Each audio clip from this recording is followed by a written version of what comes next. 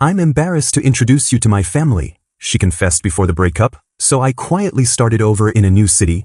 Now she's divorced and desperate, but the man she was ashamed of has moved on." Hey folks, before we jump into the video, please consider subscribing and giving a thumbs up if you're excited for more stories like this. Thank you. Let's dive in.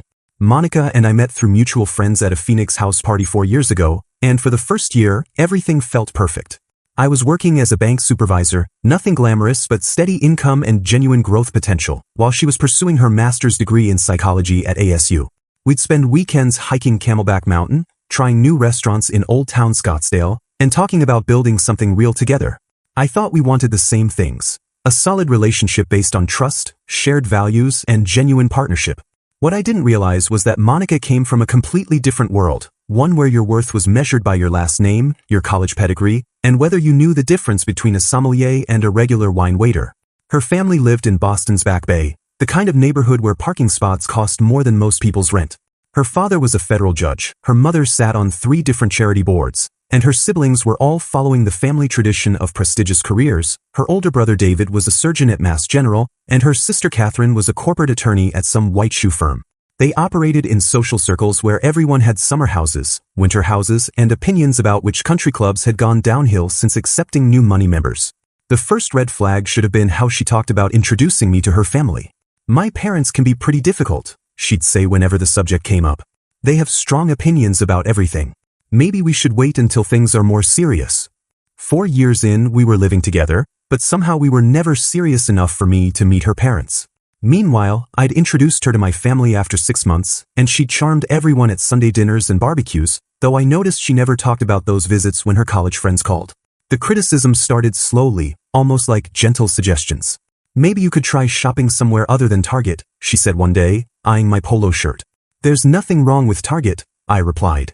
"I know, but image matters sometimes, especially in professional settings."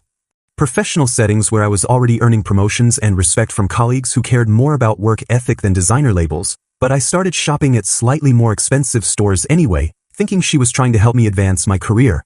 Then came the car comments. "Have you thought about upgrading your Honda?" she asked while we were driving to dinner. "It runs fine and it's paid off." "I know, but people notice what you drive.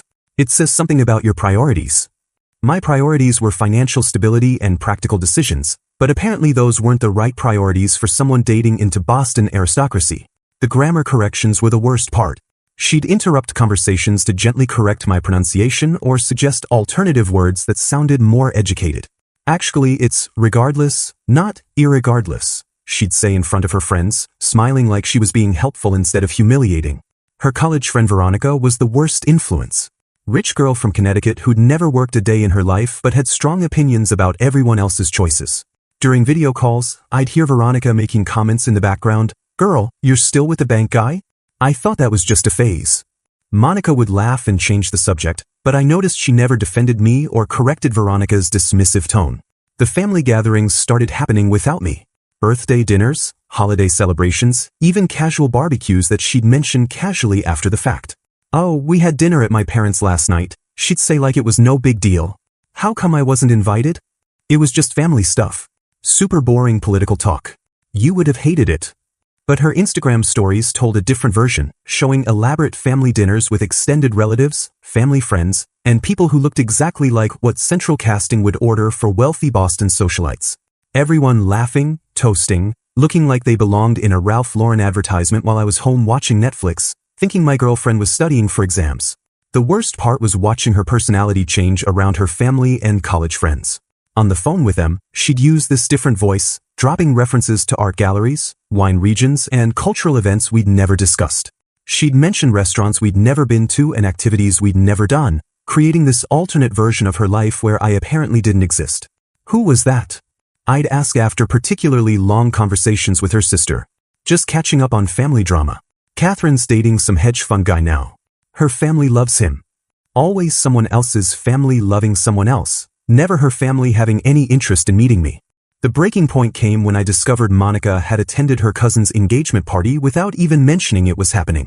I found out through Instagram, scrolling through her stories and seeing photos of this elaborate garden party at some country club with her entire extended family. Monica was there in a dress I'd never seen, laughing with relatives I'd never met, holding champagne flutes and posing for group photos like she was living her best life. Not a single mention of it to me, not even a casual, "my cousin got engaged," conversation after the fact. When I confronted her that evening, she initially tried to play it off as no big deal. "It was just a family thing, Ryan. Really boring stuff. You wouldn't have enjoyed it." But I pressed harder this time, and that's when everything came pouring out like a dam finally bursting. The tears started first, then the confessions that she'd been holding back for months, maybe years. "I'm embarrassed, okay?" she sobbed, mascara streaking down her cheeks. "I'm embarrassed to bring you around my family because you don't fit in with them. They ask questions about your education, your family background, your career prospects, and I don't know what to tell them." The honesty was brutal, but at least it was finally honest. "So you've been lying to them about me?" "Not lying exactly, just avoiding details that would make them judge you unfairly." "Judging me unfairly for having parents who worked regular jobs and a degree from a state school instead of Harvard. What have you told them exactly?" She wiped her eyes, looking anywhere but at me. "They know you work at a bank. They just don't know what level, and when they ask about your family, I kind of changed the subject. Monica, we've been together 4 years. What did you think would happen eventually? I kept hoping things would change, that maybe you'd get promoted to something that sounded more impressive, or that my parents would just accept you for who you are. More impressive than supervising lending operations at the third largest bank in Arizona, apparently." "And Blake?" I asked, because I'd noticed the name appearing more frequently in her conversations lately. Her face went white. "How do you know about Blake?" "You've mentioned him 3 times this week. Blake said this, Blake thinks that. Blake's opinion on wine regions. So who is Blake and why should I care what he thinks?" The silence stretched between us before she finally spoke. "Blake is someone I met at Catherine's birthday dinner last month. He's a third-year law student at Harvard. His family knows my family." Of course he was. Harvard law student from the right family with the right connections and probably the right trust fund. And nothing. We just talked. He understands the world I come from, the conversations my family has, the expectations they have. The world she came from, but apparently I never could. What expectations exactly? "Ryan, my grandmother specifically asked me not to bring you to the family reunion next month. She said it would be uncomfortable for everyone involved." The words hit like a physical blow. Her grandmother, whom I'd never met, had made a specific request to keep me away from family events. Uncomfortable how? Because you wouldn't understand the conversations, the references, the way we interact with each other. Blake gets it. When my father talks about federal court cases, Blake can actually contribute something meaningful. When my mother mentions the charity board politics, Blake understands the social dynamics. When my uncle discusses investment strategies, Blake can hold his own. Every word felt like another knife. I wasn't just being excluded, I was being systematically replaced by someone who could play their social games better. So this is about Blake now? This is about me finally being honest about what I need in a partner. Someone who can elevate me instead of holding me back. Someone my family respects instead of tolerates. Holding her back. 4 years of supporting her through graduate school, listening to her stress about thesis deadlines, helping her practice presentations, and I was holding her back. "Ryan, I love you, but love isn't enough anymore. I need someone who fits into my world, who makes me proud when I introduce him, who my family actually wants to spend time with." She was crying harder now, but pushing through it like she'd rehearsed this speech. "Blake makes me feel sophisticated.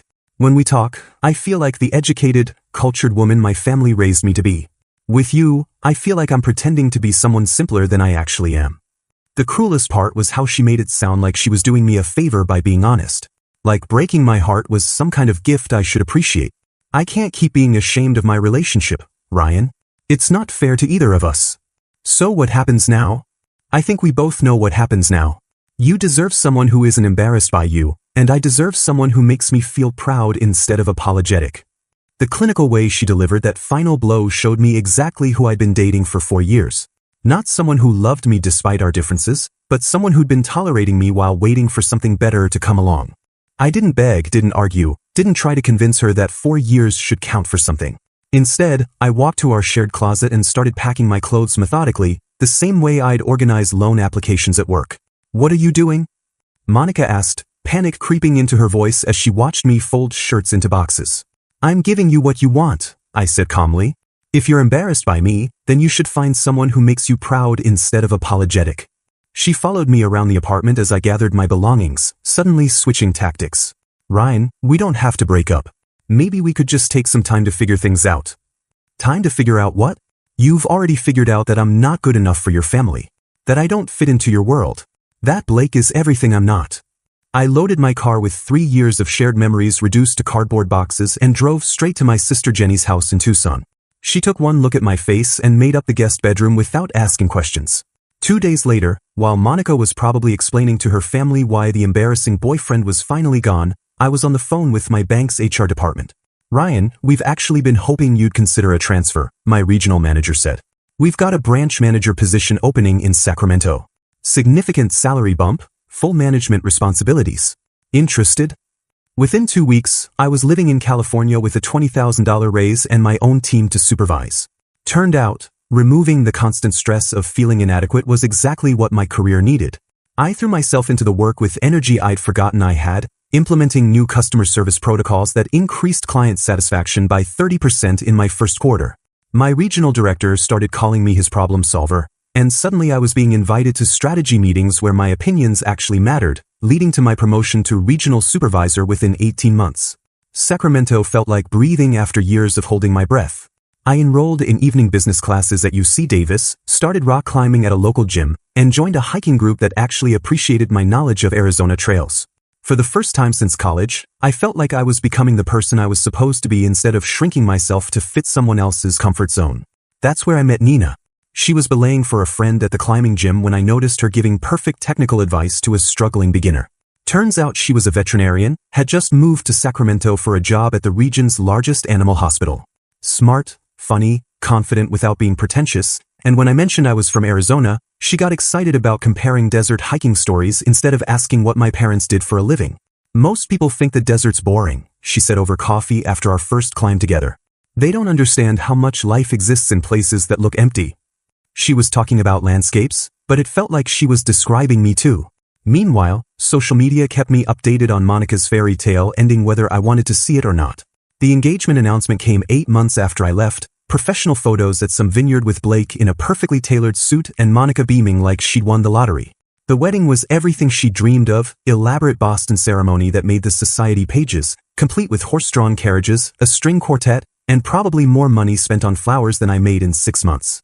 Blake Wellington Adams and Monica Elizabeth Hartwell united in matrimony at the historic Fairmont Copley Plaza. Read the newspaper announcement that my mom unfortunately decided to send me. Monica had finally gotten her proper Boston wedding with someone who met all her family's requirements. 2 years later, everything fell apart in the most spectacular way possible. I was reading financial news over breakfast when I saw a headline that made me choke on my coffee. Harvard law graduate charged with client trust fund theft, flees country before arrest. Blake Wellington Adams had been running an elaborate scheme, stealing from elderly clients' trust funds to finance his own lifestyle and his law practice that existed mostly on paper.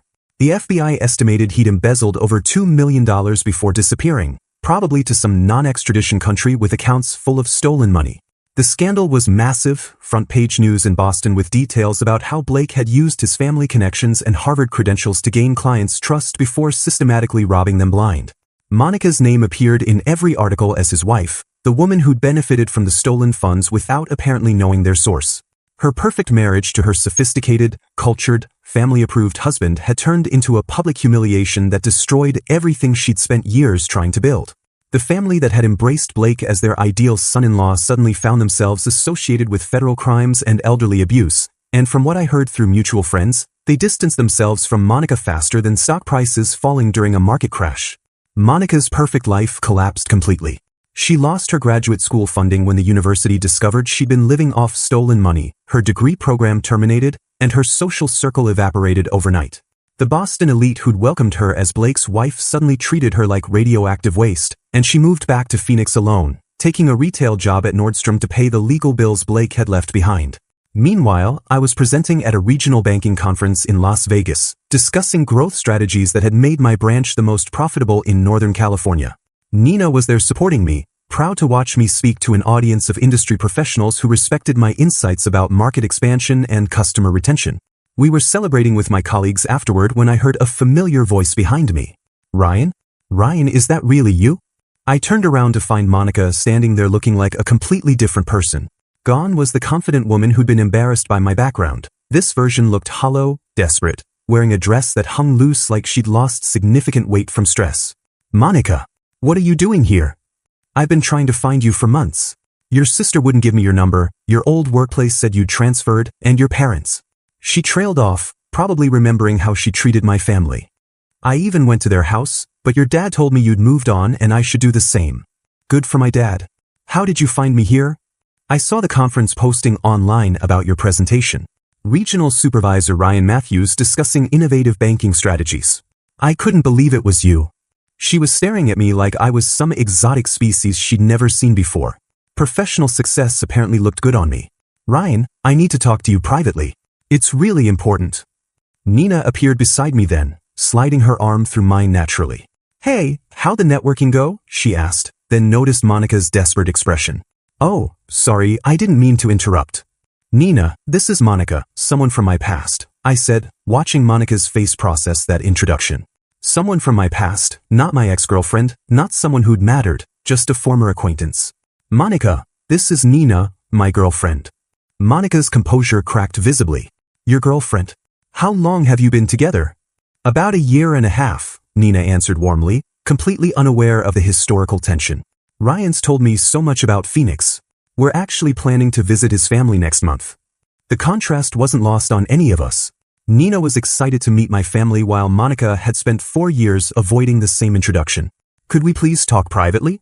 Monica pressed, her voice getting higher and more desperate. "Just for 5 minutes.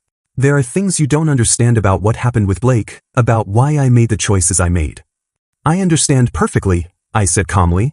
"You chose someone who impressed your family over someone who loved you genuinely. How did that work out?" Her face crumpled. "It was a disaster, Ryan. Blake wasn't who any of us thought he was. He fooled everyone, including me. My family realizes now that they were completely wrong about you, about what really matters in a person." Too little, too late, but she kept going. "My father said something last week that broke my heart. He said you probably had more character in your little finger than Blake had in his entire body. He said they should have given you a real chance instead of judging you based on superficial things." "That's nice of him to say. Ryan, please. I know I destroyed everything good between us, but I've learned what real stability and character actually mean. You were everything I needed, and I was too stupid and shallow to see it." The desperation in her voice was obvious to everyone within earshot. My colleagues were starting to notice the scene she was creating. "I can't stop thinking about the life we could have built together. You're successful now, more successful than Blake ever really was, and I threw it all away for lies and fake prestige." She was crying openly now, not caring who saw. "Monica," I said as gently as I could manage, "the person you were embarrassed by doesn't exist anymore. I'm not the same guy who begged for scraps of respect from your family. I'm not someone who accepts being treated like a backup plan. I know you've changed. I can see it. You're confident now, successful, everything I always knew you could become. We could start over. I could show you how much I've learned, how much I appreciate what we had." Nina squeezed my arms supportively, somehow knowing exactly what I needed without me saying a word. "The man standing here now wouldn't date someone who spent 4 years being ashamed of him," I continued. "I've learned what I'm worth, and it's not someone's consolation prize after their first choice turned out to be a criminal." Monica looked at Nina with pure desperation. "You don't understand our history. What we built together." "I understand that history is exactly where it belongs," Nina replied calmly. "In the past." As we walked away, Monica called after us one last time. "Ryan, you were right about everything. About love, about loyalty, about what really matters. I see that now." I turned back once to look at her standing alone in that hotel lobby, surrounded by successful professionals who were living the life she'd always claimed to want but had never been willing to work for. "I hope you find whatever you're actually looking for, Monica. But it's not me." 3 years later, Nina and I bought a house together in Sacramento. Nice neighborhood, nothing flashy, but it's ours. We're planning our wedding for next spring, and both our families are genuinely excited to celebrate with us. Nina's parents love that I treat their daughter like she's precious, and my parents adore Nina's intelligence and kindness. No one's embarrassed by anyone, no one's compromising their values, and no one's settling for someone they have to apologize for. Sometimes I wonder if Monica ever figured out the difference between status and substance, but honestly, I don't think about her much anymore. When you're with someone who makes you feel proud instead of inadequate, the past stops mattering. And when someone shows you who they really are through their actions instead of their words, the smartest thing you can do is believe them the first time and build your life accordingly.